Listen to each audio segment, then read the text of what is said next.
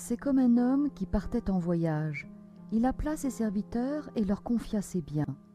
À l'un, il donna une somme de 5 talents, à un autre 2 talents, au troisième un seul, à chacun selon ses capacités. Puis il partit. Aussitôt celui qui avait reçu 5 talents s'occupa de les faire valoir et en gagna 5 autres. De même, celui qui avait reçu 2 talents en gagna 2 autres. Mais celui qui n'en avait reçu qu'un creusa la terre et enfouit l'argent de son maître.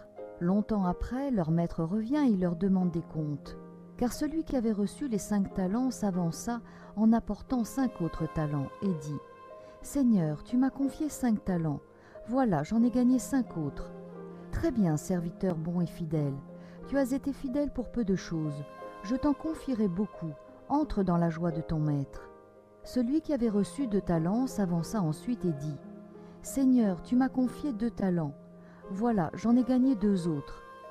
Très bien, serviteur bon et fidèle. Tu as été fidèle pour peu de choses. Je t'en confierai beaucoup. Entre dans la joie de ton maître. » Celui qui avait reçu un seul talent s'avança ensuite et dit « Seigneur, je savais que tu es un homme dur.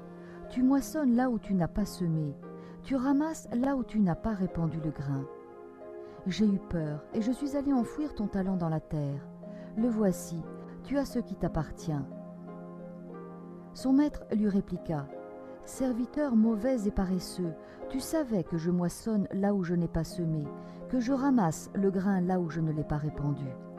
Alors il fallait placer mon argent à la banque, et à mon retour je l'aurais retrouvé avec les intérêts. Enlevez-lui donc son talent et donnez-le à celui qui en a 10, car celui qui a recevra encore, et il sera dans l'abondance, mais celui qui n'a rien se fera enlever même ce qu'il a. Quant à ce serviteur bon à rien, jetez-le dehors dans les ténèbres. Là, il y aura des pleurs et des grincements de dents.